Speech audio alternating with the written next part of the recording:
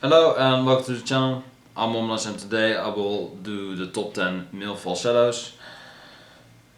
Yeah, so I'm not even sure if, I was like, is that really a thing to, is it really just male falsettos? But, because if it's just like, is there like a thing called female falsettos? Because, I guess women already sing in a higher register, so maybe, that's just a regular falsetto.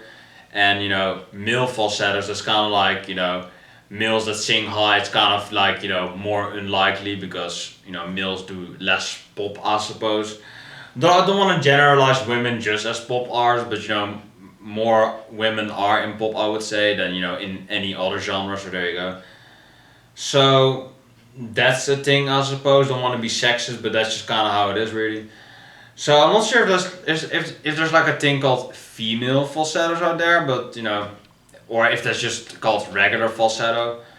I'm not sure. Maybe it's just a male thing, but if that's the thing, then what's called male falsetto? So I don't know.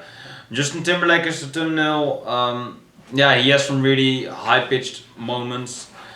I believe there was like one other or one that I believe number one is the Bee Gees. I mean, they sing in such a high register. I just completely forgot that they were like a high singing male band. I completely forgot about that because that's their gimmick. That's how they always sing. I don't really think about it, but yeah, they are, I would say, number one. Justin Timberlake is on there, so those artists, I suppose. So yeah, there you go.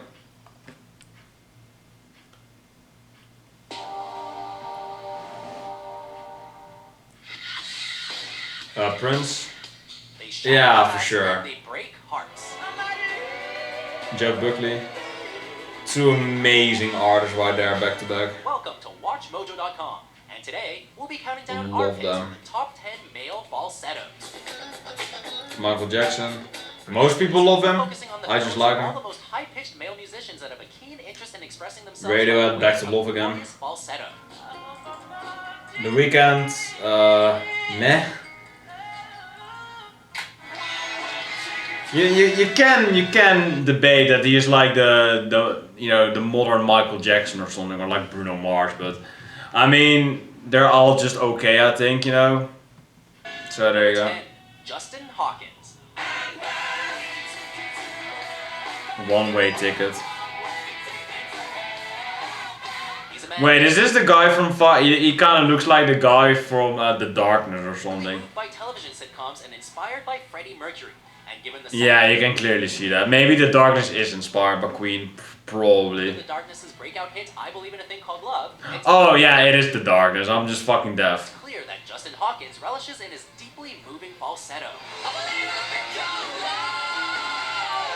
Yeah, Darkness, great band, love them. A regular chap Great obviously, band. But once the lights go on, it's all about the raw Guitar! persona as well as his sometimes unintelligible high-pitched vocals. Yeah, This awesome represents band. the essence of rock and roll, and his piercing intonations remind of days gone by. Awesome single, rather. I mean, their other songs sound good too, but you remember I Believe in a Thing Called Love. Number 9, Justin. Oh yeah, I was like, I see, oh fuck, I forgot her name. She's so hot. How can I forget her name? Fucking Scarlett Johansson. She's in that music video of What Goes Around Comes Around. Like, yeah. I was like, that babe, she's pretty banging. Oh, it's probably Justin Timberlake, yeah. Pop star, actor, sex symbol. Justin Like, only fucking Scarlett Johansson would cheat on Justin Timberlake just because, it is Scarlett Johansson. Timberlake wears many hats in the realm of pop culture, but don't forget about his innovative falsetto. Yeah, I didn't forget about it, so there you go. In the Almost early voice 60s, crack there. many Fuck thought that no. perhaps JT hadn't reached puberty, but once he went solo, well, jams such as Like I Love You and Cry Me a River proved that he was on top of his falsetto game.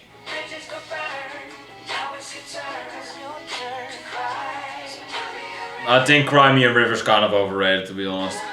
Most often, I love Rock Your Body though, that's a great song. it's sexy, and then pow, he takes you on a journey of the male falsetto. It's also kind of cringe that he's making out with this girl and he's filming himself. I'm kind of like, Can't you just enjoy it or something? Or is that the whole point of the video? Like making a sex tape? I don't get it.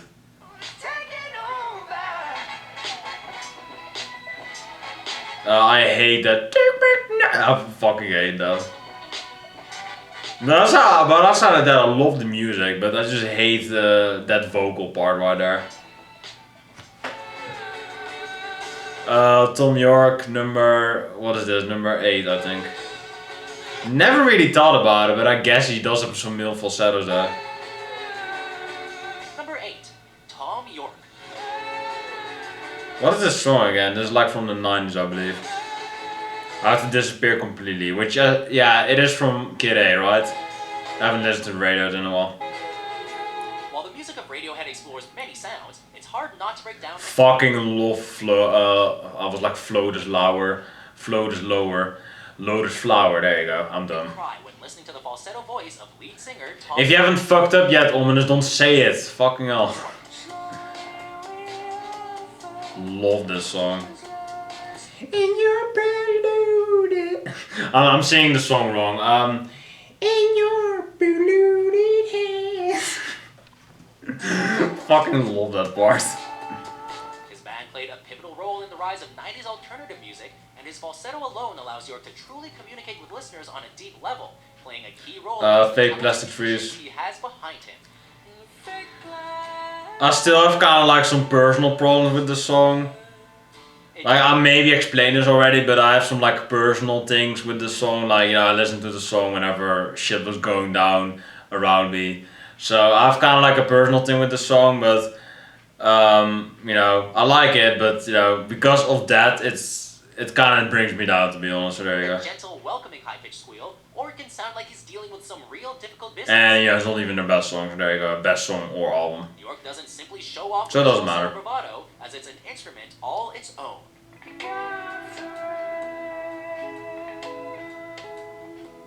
Nude is an amazing song. Number 7. This sounds really poppy. Number 7. Number 7, Jónsi Birgisson. Oh, Sigur Rós. There you go. As the frontman of Icelandic rock band And the Rós, Icelandic the Icelandic kings of music. this vocalist boasts a falsetto unlike the usual rock and roll wailer, as it's a falsetto that Or transcends rather of into their the country. listening experience. Siglo Pur. Do we believe Jónsi Birgisson? Yeah, I have to be honest here. Sigur Rós is not really doing it for me. Angel from Heaven? You know, they are like a post-rock band and they have male falsetto vocals. That's really old. So, we're not But I mean, with that kind of rap. you know, Iceland's most popular artist out there is Björk, and I mean, she's weird as fuck, but we love her. Or I do, so there you go. Statement, but just take a look at the live performance of Hopipola and the effects of Jónsi's Still gotta mention her because, I mean, she's the only other, like, relevant artist in Iceland besides Sigur Rós, so there you go. falsetto on the audience and see if we don't have a case. It's not a posturing falsetto, it's just a natural gift that he shares with the world as the adopted lead singer of this post-rock trio. Glow Soli? Their titles are weird as fuck. Like, it's Icelandic, I know, but, like, can't you just translate it to English? I mean, come on now, I'm lazy. Michael, yeah, I mean, WatchMojo keeps saying that Michael has like a unique voice and he has male falsetto, but I'm not hearing it personally. It just sounds pretty normal to me. Not that that's a bad thing, because you know Michael's a conventional artist, which you know makes him accessible and popular, which he is. But so I don't get it why you know people say he has a falsetto, he has unique voice.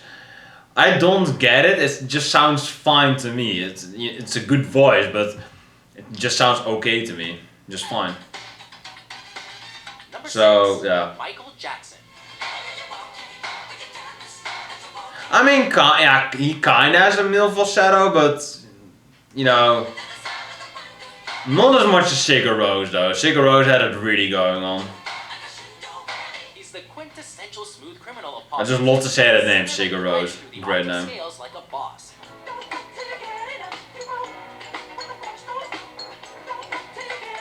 By now, everyone has his or her favorite MJ imitation, and it usually involves some type of noise that sounds nothing like his actual pulse. Oh, the ooh, you know, that shit. That is a pretty high note, I will give him that. Falsetto, probably because no one can actually truly pull it off like the King of Pop does.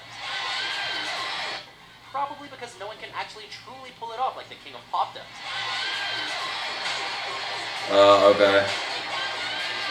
Even so, Dirty Diana. High-pitched lyrics have left an indelible imprint on the world. Billie Jean. As even the falsetto ad-libs of Michael Jackson have a place in the lexicon of pulp culture dialogue.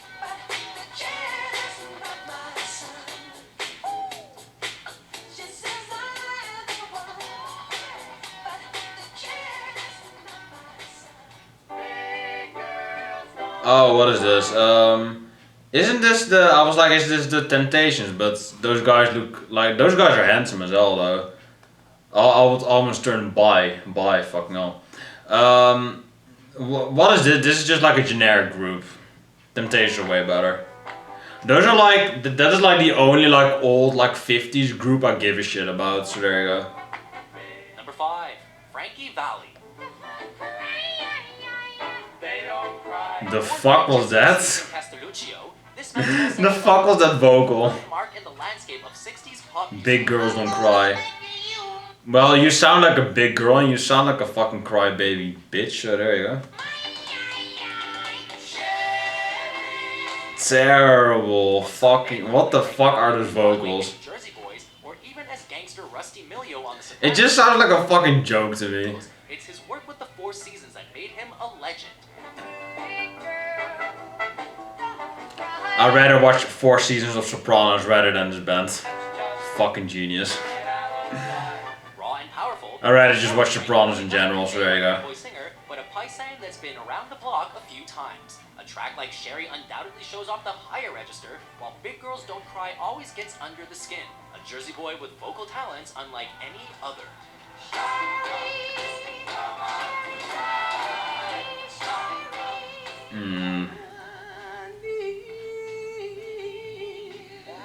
What the fuck is this? Smokey Robinson. 4, Smokey Robinson.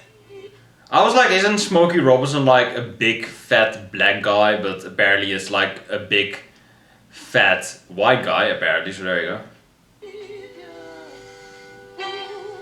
The tracks of my tears.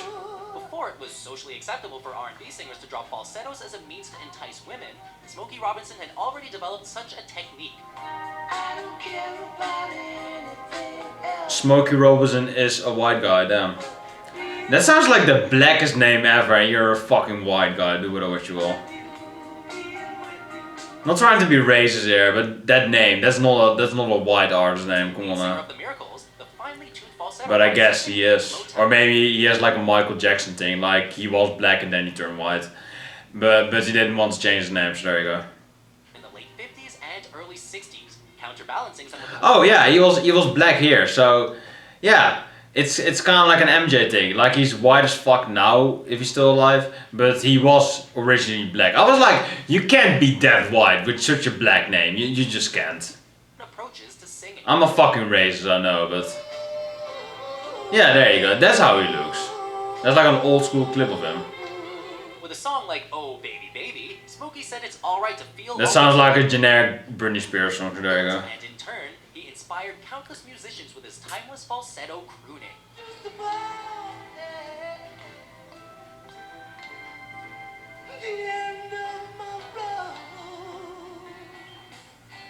What is this? Oh, let's rewind for a bit. I believe this is like, you know, one of my crushes. Fucking hell. Is this Jeff Buckley? Yeah, it is. Number 3, Jeff Buckley. I fucking love this guy. Widely regarded He is so good. as one of the best rock singers of all time. Yep. The late Jeff Buckley's falsetto often marked the climax He is so amazing. of a composition.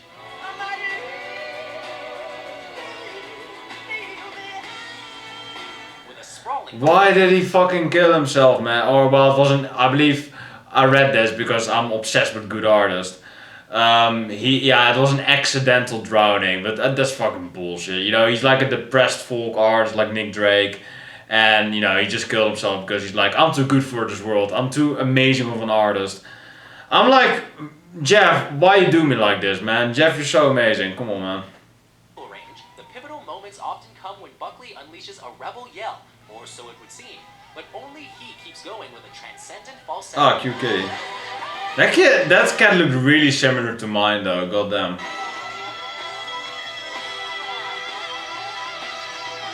Goddamn. It kind of sounds proggy in a way with all those like synths and shit. I fucking love it, man. The lyrical talent of Jeff Buckley and the manner in which he conveyed his thoughts to the world, the falsettos have a crushing aspect at times, while still managing to transmit a type of musical ecstasy in the process. So real. So fucking annoying that good artists keep killing themselves. Fucking hell, man. Amazing. Yeah, I was like, what is the thumbnail? I'm for sure gonna put Jeff Buckley on the thumbnail. No fucking doubt about that. Fucking, I mean, Prince, why you gotta do me like this? Fucking hell. I was like, Jeff Buckley is the thumbnail for sure. Who can beat Jeff Buckley? Prince is like, get him a throne, sugar. That was kind of gay, but I mean, come on. That's how Prince talks. I think so. There you go. Number 2, Prince. I'm not even that obsessed with him, I guess, but I do fucking love Prince. So there you go.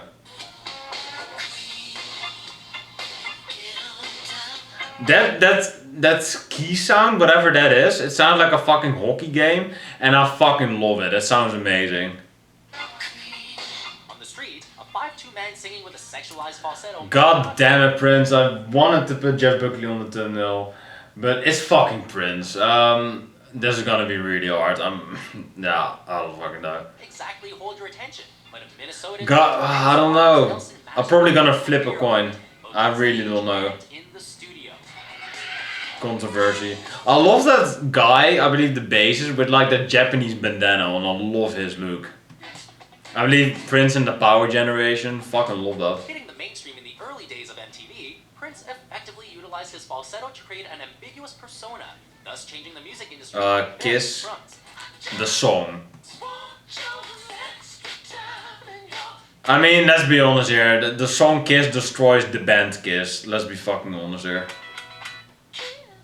Sexually charged, and sometimes it's used to counterbalance. And then I believe he said yes, so there you go. Prince agrees with me. A transition from the old school to the new. Uptown.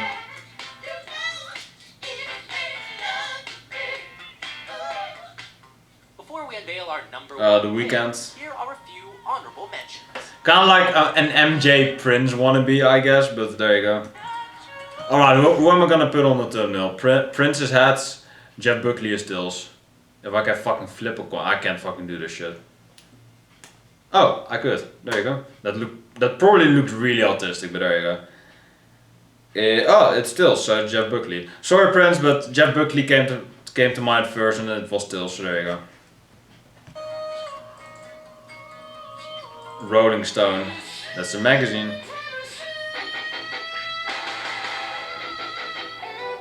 Terrible. Well, you know the band and the song and everything. Fucking terrible.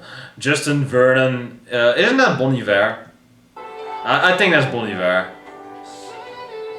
Volcano Choir. I mean, it was like really angsty and it sounded like shit and auto-tuned, so it's probably Bon Iver. Philip Bailey. Meh. Oh, Earth, Wind and Fire. I was like, Earth, Wind and Fire? Fuck yes. I don't know what I'm all about. Bee Gees, there you go. Bee Gees was the only act I remembered from this list, even though Jeff Buckley and Prince are one of my favorites. Don't really care for Bee Gees that much, but the Bee Gees stay in your fucking mind though. As in, their falsettos. Like Prince and Jeff, I'm kind of like, yeah, they're great, I'm used to them. But the Bee Gees really, like, they leave an everlasting impact to you, as in, you don't forget their falsettos. With Prince and Jeff, it's kind of like, yeah, you guys are great, I don't mind the falsetto, but with the Bee Gees you can't fucking ignore it, so there you go. Amazing song though, I love this song. Number 1, Barry Gibb. but you know, the Bee Gees always sing like this, so I don't really, you know, I don't pay attention to it because they always are like this. So there you go. In this history of popular music, there are specific falsettos that align with a particular genre, but none more so than that of Bee Gees' Barry Gibb. Too much heaven.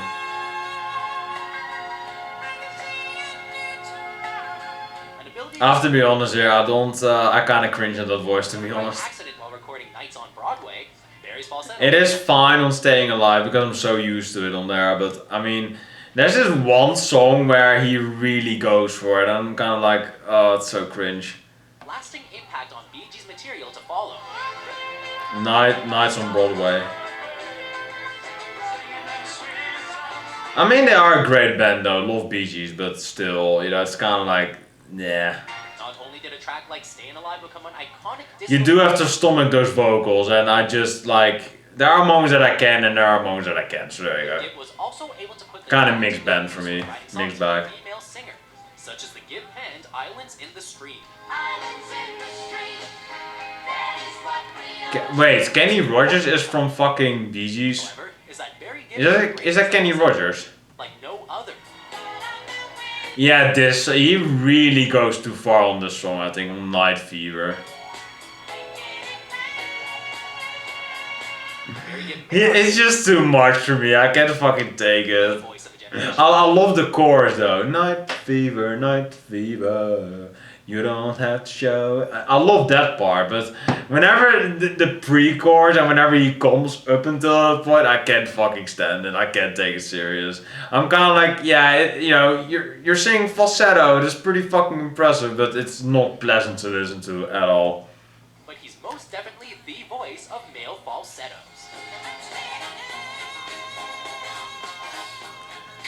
So, Yeah, I mean, it's fine on that song though, but I'm just kind of like, you know, my ears are fucking bursting right now. you agree with our selections? Which male The singer darkness. rocks your favorite falsetto? Oh, tip, by the way, you probably shouldn't be listening to this video with headphones on. That's probably a good warning. WatchMojo didn't give the warning because they're deaf already, so there you go. Well, that makes a lot of sense. Fucking hell. Guitar! Daily, be sure to subscribe to WatchMojo. What is this? Oh, yeah, this overrated hunk of shit.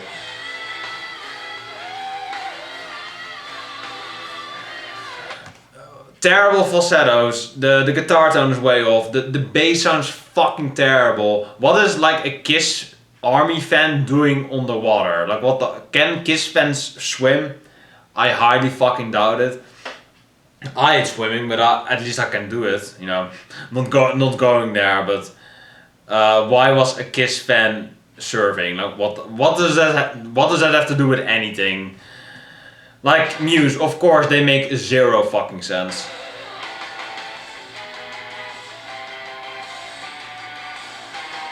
I mean, at least, you know, they're fucking what's the thing?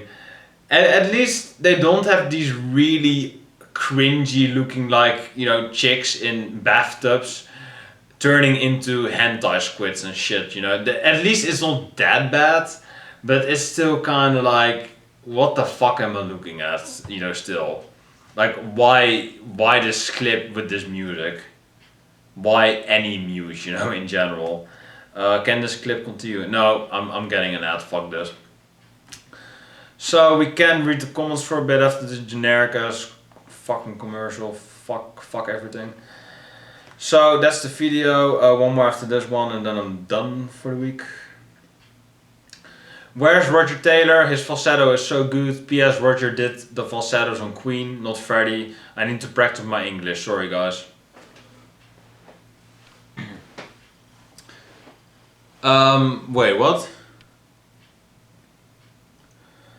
Does Freddie Mercury have falsettos? Maybe, I don't know. Does he have falsetto? Well, does he? I don't even know.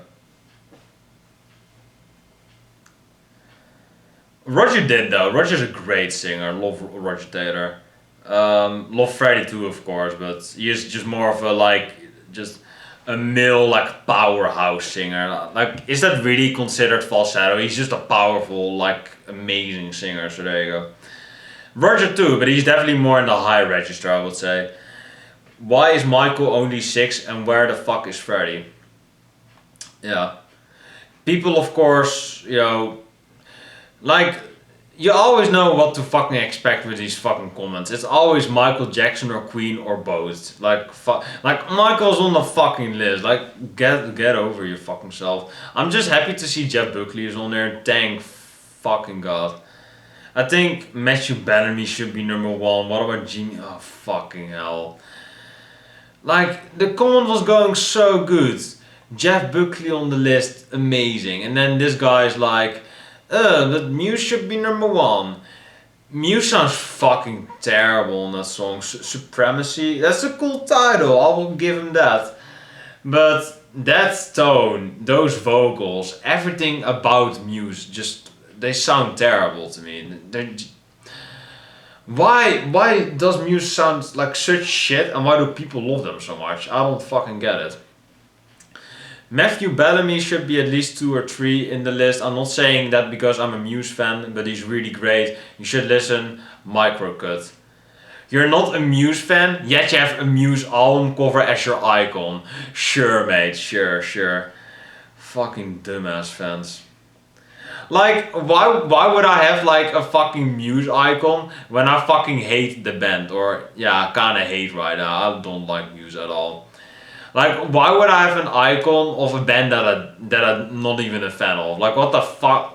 What kind of sense does that make? Fucking hell. Oh, this comment is cringe. Matthew Bellamy, Adam Levine, Brandon Urie, and Freddie Mercury. Like, why have 3 pieces of shit back to back and then have like the greatest singer ever? That's like the worst music taste ever right there. And fucking putting Freddie Mercury next to those 3 terrible artists, or guys, I guess. They're not terrible persons, but if you know where they come from, it's just like those bands are so fucking dog shit. Like, get the fuck out of here. They definitely got number 1 right. Nobody can touch Barry Gibb's falsetto. Thank you. I mean, I'm not a huge Bee Gees guy, but you can't beat the fucking Bee Gees in the falsetto game. You just fucking can't. Michael's voice is so underrated. He can do anything with his voice. High, low notes, beatbox, everything. I haven't heard him beatbox per se, but yeah, he probably can because, anyone here is a bigger MJ fan than I am, so there you go. There's a mistake where TF is Roger. Why the fuck am I censoring myself? I'm saying it right now. Where the fuck is Roger Taylor? Have you heard this One Lap of the Gods live one? Lap of the Gods. Yeah, that's I believe from... I think I fucking, reacted to that on the fucking stream. Like, isn't that from fucking, what's the thing? The fucking... Night at the Opera. Yeah, I was kind of like... I haven't listened to Queen in a while, so leave me alone. I got a new comment on the fucking... how's that bitch called again? How's she called again? The fucking, the review that's up right now, Tracy Chapman. Can you review Stand by Sly and the Family Stone? Isn't Sly and the Family Stone like the most generic band ever? Should I comment to it?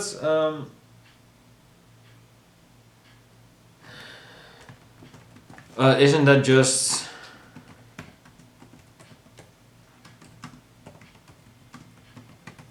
Isn't that just basic rock music? I don't even know what the Sly and the Family Stone, I believe they're soul or something. Like rock soul music maybe? I don't fucking know. I'm not a fan of Sly and the Family. Like, I've never heard a song by them where I'm like, wow, amazing band. No, not really. Where's Vidas? I don't know what that is. Roger Taylor, Level the Gods in 39, sure. For me, I don't know what that's referencing, but sure. Dank Boy Gaming 22, great name. Matt Bellamy, Thom Yorke, Radiohead is fucking like, Mike the Music Snob said it, they're proto-Muse, which I get. They have kind of like high registered folk. I want to call them whiny, but I don't want to call Radiohead whiny. I have a huge bias towards them, of course. They have high registered vocals, their music sounds electronic and kind of like, you know, in Radiohead's case, otherworldly. You know, music just sounds like shit to me, so there you go. It's really painful for me to agree with Mike, but they are kind of proto-Muse in a way. And I mean, what a downgrade, you know, from Radiohead to Muse. Like, it's such a fucking downgrade. Freddie Mercury and Brandon Urie. So we have you know, the breads are shit, but the meat in between is great.